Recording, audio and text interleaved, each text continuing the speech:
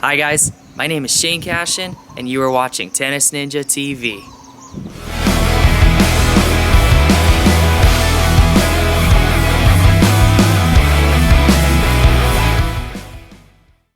Hello again, guys. Welcome to Tennis Ninja TV. I am your host, Shane Cashin, the Tennis Ninja, and you're joining us here again on, it's actually a Sunday afternoon here in Hawaii.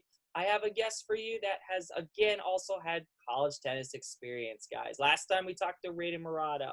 This time we talked to actually a fellow coach of mine in our junior tennis program, which is Kaylee CTA. You can see behind me in the background. She was a former Division III college tennis player, guys, for Carroll University. Ladies and gentlemen, say hello to this fellow Pio, Kaylee Rossing. Kaylee, thanks for coming on board today. Thanks for having me. You play tennis for a living, basically. You coach for a living, and all of a sudden, there's no tennis. What does a tennis player and coach do when there's no tennis to be had? That is a really good question. I definitely went crazy for the first few days, not having the ability to go to the courts or hit against the wall. That's a personal favorite. But I kind of took up other activities that might be able to transfer over into, playing tennis in the future. So I did some yoga, tried running for a little bit longer distances that you would see, on the court. And then just doing some cross training, just trying to stay strong enough to where, when I get back onto the court, I'm not going to be too sore or out of shape.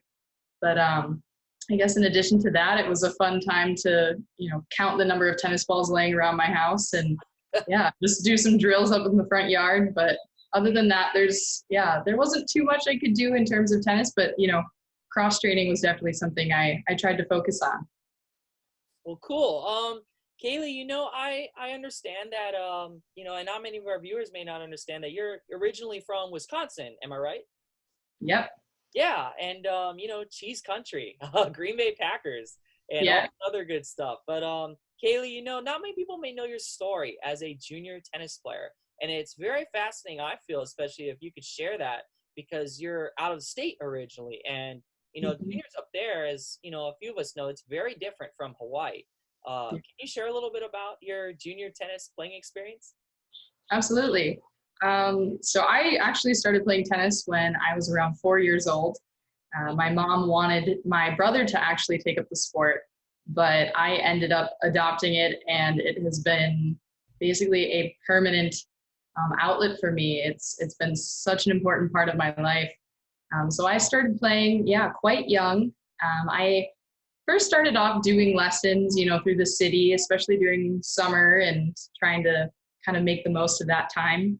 As I got older, I started, really getting into it. And my mom decided to put me in, group lessons. And, I started doing those probably, not too shortly after I began tennis, and just kind of continued with that. I played into middle school. I believe it was when we got to 8th grade, you were able to be part of a team. And so you had multiple sports to choose from. So of course I chose tennis. So that was fun. That was around 7th or 8th grade, which was really, really cool. And it kind of gave me, a little taste of what it might be like to play competitively in high school. I really was super, looking forward to high school. It was, I knew tennis in my community, my hometown wasn't too terribly big, but it was a growing sport. But for me, having adopted it at such a young age, it was really exciting to see, my skill level progress, and then also, just see more and more competition. We had a rivalry high school that also had a really strong tennis program. So I actually, before I had decided which high school I wanted to go to, the other coach, had tried to pull me onto his team, but it was really fun being able to kind of get a taste of that before actually getting into high school. As a freshman, I lettered and was on the varsity tennis team as number 2 singles. And then as I got into my sophomore, junior, senior, I was number 1 singles, MVP all 3 years. And then I was a state qualifier my senior year. So that was really, it was a very, very fun upbringing in the sport of tennis. Tennis has always been my outlet. So whenever I have, a hard day or, something was bothering me, I'd always just, tell my mom, hey, I got to go hit against the wall. Let me go to the courts. So, which is something that has carried on until today. I love going to hit against the wall. Anybody can't play. It's a solid competitor for sure. But I grew up playing majority singles. I think it was because I started at such a young age that I would always play in, with older kids or, even adults at sometimes. I never was able to establish like a solid doubles player partner. So it was, it was definitely a transition, going from my younger tennis years into my college years.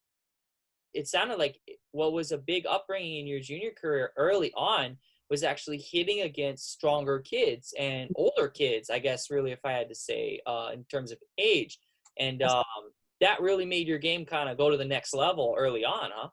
Mm-hmm. Yeah, it was often hard to find people that were my age or around my age that could really keep up or would be able to challenge me in a way that would make my game stronger.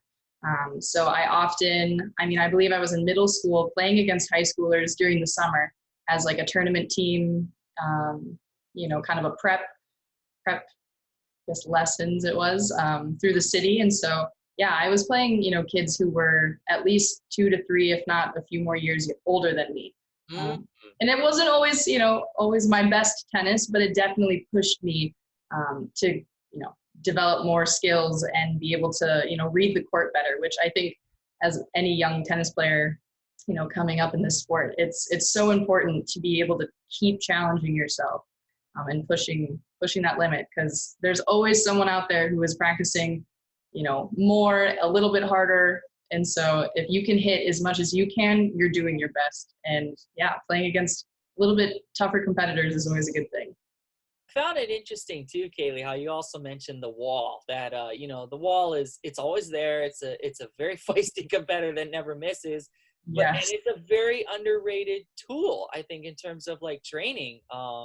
It sounds like even that was a big tool, especially, whether you didn't have someone to hit with or just taking out frustrations on the day and then feeling much better about it after. Absolutely. It is one of those things that, yeah, you're probably always going to lose. You have to know that going into it. It's an actual wall. I have one once, though. I actually broke the tennis ball. It must have been a bad tennis ball. There was some fault in it, but I will take that down as a win. But yeah, no, the wall was always one of my favorite tools. It honestly, like, you get repetition in, which is kind of, the biggest thing in tennis is repetition, practice, form and your swings. And if it feels off, like, make sure you're tweaking it and, you're hitting the same shot over and over again. And yeah, it's good for, close hand-eye coordination or farther back, working on your full stroke. I even serve against the wall. You can have targets on the wall. It's such a good tool, and I utilize it a lot. And I think it's something that, you don't have anyone to play with, go find a wall. It'll keep playing for hours. I want to segue into the next segment, which I really am curious about, is your career as a college player. Kaylee, take us through highlights of that journey you had and how maybe evolving from a junior player to a college player kind of happened. Yeah, absolutely. So I played for a D3 college in Waukesha, Wisconsin, called Carroll University. They had a ton of different sports, and tennis was one of them. And I was super excited to be a part of the team. But like I mentioned earlier, I was predominantly a singles player. And when I tried out for the team, he wanted me, my coach, Craig Morris, he wanted me to go ahead and play both doubles and singles. And that was a huge transition. For anybody who plays predominantly one over the other, the opposite is completely different. There's so much strategy and technique that you just don't know, even though you're hitting a ball and it's going over the net and there's just maybe one more person on the court. It's a completely different game. And so that was something I had to learn very early on. But it was really, really fun. It definitely helped me develop a handful of new skills that I could pull, into singles play. My first college tennis match was number one doubles, and I was scared.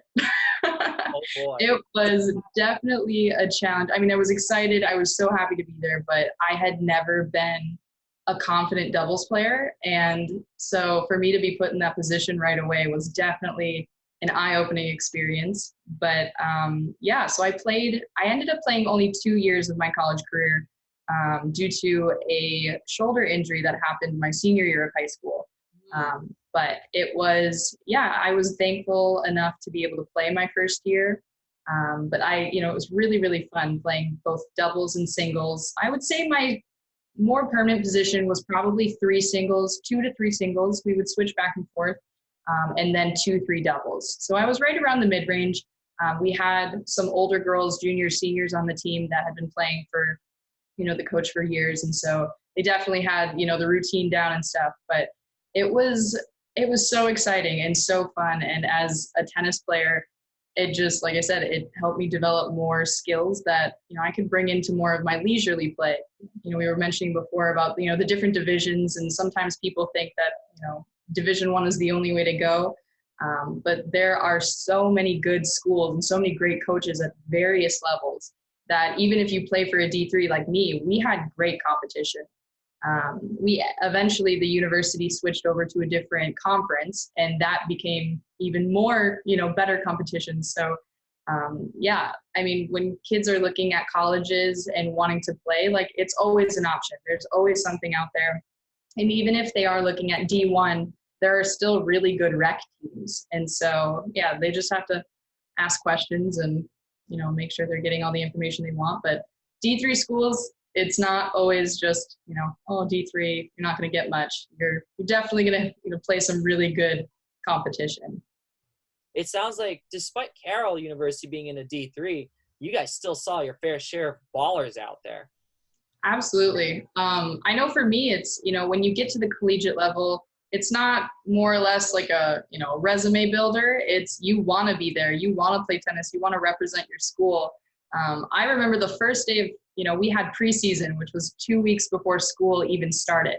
All the, spring or the fall sports got to go in, move into their dorms early. We spent 2 weeks of doing 2-a-day practices, and that's half conditioning, half tennis. And so, just because we were a D3 did not mean we were working any less harder than, a D2, D1. But it was a really good experience. And it's fun to know that everyone else on the team wants to be there and they want to get that college or university a win. And it's a really, really fun atmosphere. Do you think that maybe you coming up as a singles player only in juniors made doubles a little more difficult to learn later on?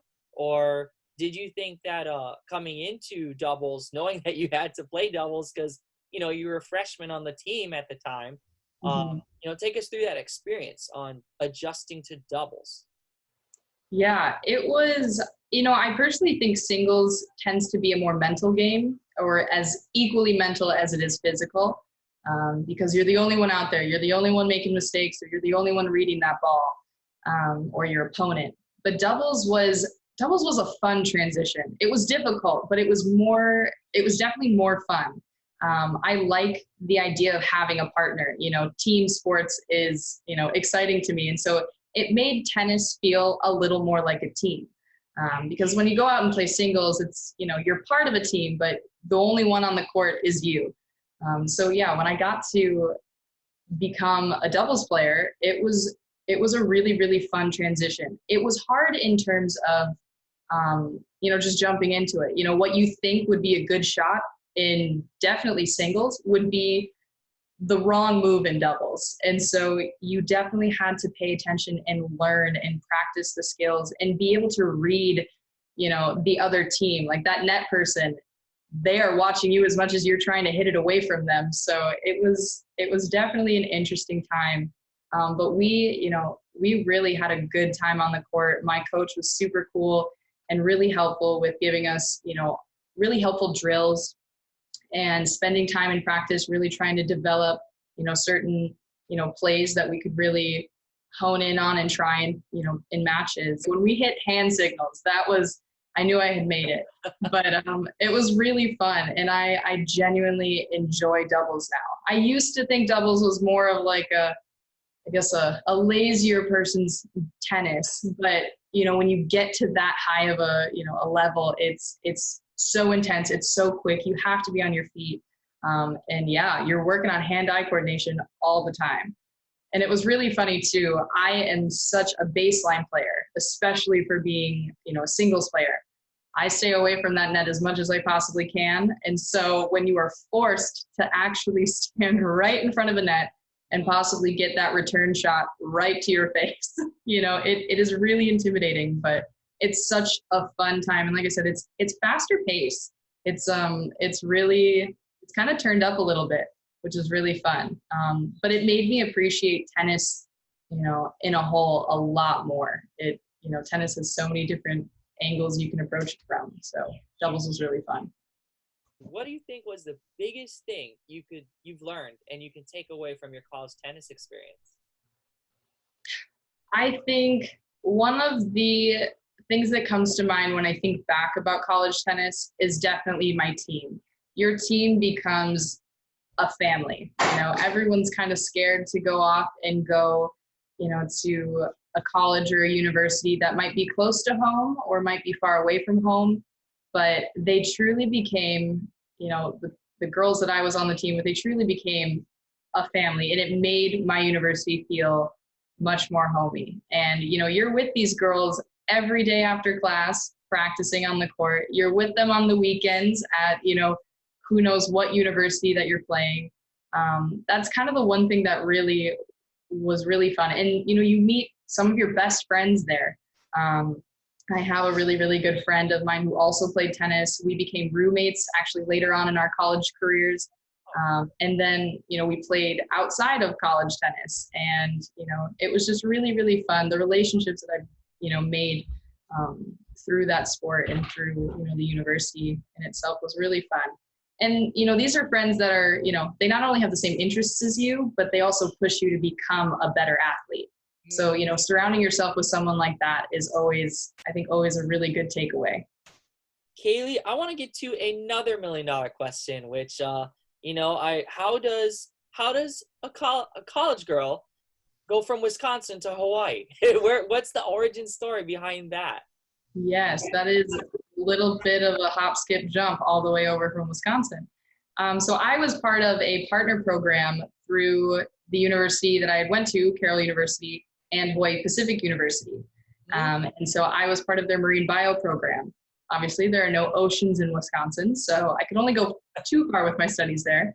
But yeah, so I did my freshman and sophomore year at Carroll University, which were the 2 years that I got to play tennis. And then I did my junior and senior year here in Hawaii. The reason I didn't carry over, I guess, my tennis career at the collegiate level was after my freshman year of tennis at Carroll University, I actually ended up having shoulder surgery on my dominant arm. I'm right-handed, so it was my right shoulder. And that was from an injury I had mentioned a little bit earlier in high school. So my freshman year was probably one of the most intense years I had played tennis ever. And it was an amazing time, but it definitely, with the previous, existing injury on my shoulder, I ended up having to have surgery. I was able to get back on the team, just not at a level I had hoped, because it was such a quick recovery and I really hadn't recovered completely my second year. It was still a good tennis year. But then, my transition from Wisconsin to Hawaii, I felt it was time for me to really give my body some rest and allow me to recover in a longer period in a much more needed way, so to speak, to give my shoulder some time to really be able to continue to play this sport, well into my upper years. With the time that I didn't, take playing tennis and basically rehabilitating, I was able to get an internship here, and it's allowed me to, flourish in many ways in other than tennis, so more in the marine biology world. So it's been pretty awesome.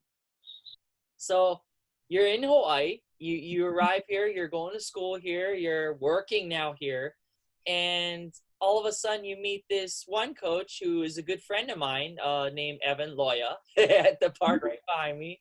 And Yep. you guys start hitting balls. And then sure enough, you come onto our court and you meet us. And, at that time we actually were looking for another coach in our program, and you jumped in, and here you are now giving back to juniors just like you. What's that experience been like, going from player to coach? It's truly rewarding. I think that's the first thing that comes to mind. Tennis has given me so much and will continue to give me so much as long as I play it.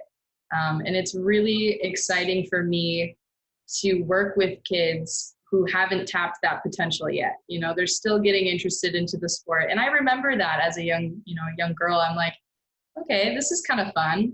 Let's see where this could go.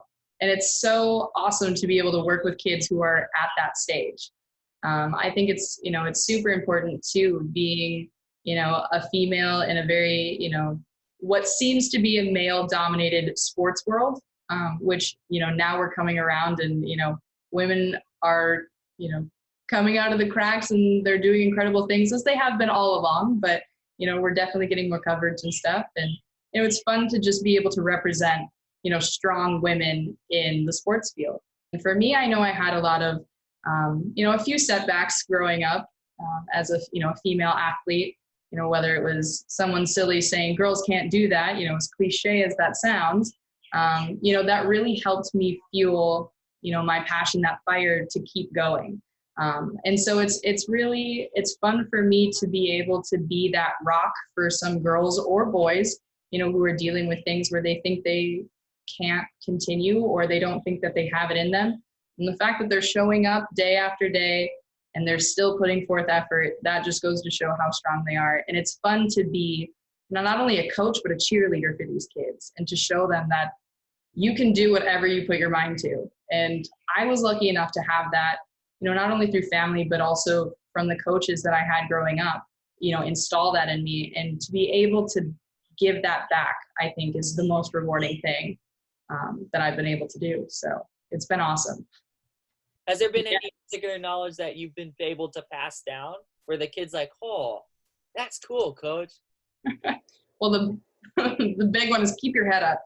And that is, not only one for serving, you don't want to drop your head too soon, because then the ball's just going to go in the net, but also just in life, keep your head up, like keep going, keep pushing, and any bit of work that you put in, whether that's on the court or somewhere else in life, it's still going to get you farther than where you were.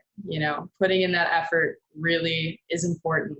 And yeah, I think sports are, it's a great thing, a great activity to do physically, but I think they carry so many different messages into everyday life that I think is what draws me to tennis and what draws me to sports in general. So it is fun to see, or like hear my coaches, in my head, and then be able to tell that to someone who I'm coaching, and, you come full circle. With you now being here originally from the mainland, I want to ask you this, just because I asked Kyle this the first week we were doing an interview, is what do you see? Do you see any real big differences between the juniors here and versus the mainland? And if you could think of anything maybe that would help the juniors down here or match the competitors up there, or even vice versa, what do you think that would be? I think having the ability to play year round here is such a huge tool that I think we could even, encourage and expand on. I'm from Wisconsin, so it's snowing, heck, probably 9 months out of the year. Okay, that's drastic, but it's cold a lot of the time. And so, for me, actually growing up, I wasn't able to utilize indoor courts as much. They're expensive. And so for majority of my growing up, I had to wait until the summer to really get my practice in. But living here in a climate that allows you to play year round is such a cool and new experience for me that I'm trying to utilize every day, or as much as I can. But I think that's something that, kids here, as well as kids, on the mainland, maybe in Florida or more of the southern states, California even, that they definitely take up on, is a season is, maybe only from this time to this time, but when in reality, you can be playing year round, you should be playing year round. Keep your skills fresh, kind of, use it to your advantage, your location. Plus it's Hawaii. Who doesn't love to be outside? Because I would always hear stories in the past, being a coach or a player, where our best juniors, they go up to the mainland and they go play these tournaments or whatever they're doing, and they all say it's tough. Like the competition up there is very stiff compared to here. Um, do you see anything like that happening or hear those same stories as well? Yeah, and I can see how that happens because you have such a small community here that plays tennis, and competitive tennis is another thing. That's separate from your everyday, just want to go hit, on the court sort of group, to the playing competitively. And I think that ties back into, you always want to push yourself and play with people who will push your game to be better. And I think maybe that's just what we have here is we have, not only like the actual distance between here and California, but if we have a small group here and say you're the best of the best, you'll still be playing the best of the best. But if you're number one, there's someone else who could be number 20 and still beat you in another state. So I think the biggest thing here is to continue to play above your level, and at a level that's going to encourage you to keep getting better and better. I think that's the only thing. I mean, talent is talent. Talent is not based on your geographical location, nor is it, based on your income status or where you're from or what your ethnicity, race is. Like, talent is talent. It does not discriminate. So I think you need to, use what you have. And here we have, like I said, year-round access to courts, quarantine excluded, of course. But, really be able to use that and then just keep playing to get better. Play to have fun, but play to get better if that's really what you want to do. Play above your skill set and, just keep pushing forward. And I think that's what, maybe kids on the mainland are able to do a little more often because there might be, more tournaments or just a bigger group in such a smaller, proximity or something like that. So I think that's the only thing Hawaii, doesn't have going for it, but that's still not a bad thing. Kaylee, I wanted to then move on to the Hawaii Open. I mean, here's my plug for it on my shirt right here. Where is it? Here. That you volunteered at the Hawaii Open last year. And, it's an experience that gives you a chance to work up and close and personal with, these world-class tennis players. I mean, we're talking Danielle Collins came last year, Angelique Kerber, Sam Querrey, and then the list goes on. What was that like, getting to work for the Hawaii Open, a pro tennis tournament? It was really exciting. I had a blast. My first professional tennis match has actually been the Hawaii Open. So as someone who has played tennis their entire life, lived on the mainland, the first pro match I've ever seen was here in Hawaii. And so it was really awesome to see that one year and then be able to help the next. And to see these pros up close and personal. They are stars. Like, they are built for this sport. And it is so impressive to watch them, play, maybe not even at their best, but just play. And they are on a whole other level, but it's inspiring. You might look at that and be a little discouraged because you're like, oh, my serve is not that fast. Or, especially as a young kid, they're like, wow, that's just insane. But the thing is it's not impossible. So I think it's super cool that they were able to come here. And it was such a neat venue, such a very intimate venue, that you pay, you get your ticket and you get to watch these matches and watch these pros.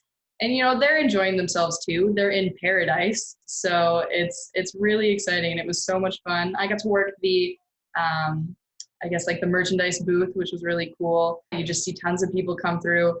It was also really neat to see how big of a tennis community we had. Because you have people from all over, even people that were visiting Hawaii but knew that the Hawaii Open was going on. You get people from all over it. So it was really neat to see everyone come together for such an awesome and, very similar interest than what you have. So it was a great time. I absolutely loved it. And I will definitely continue. It is a new tradition to go every year.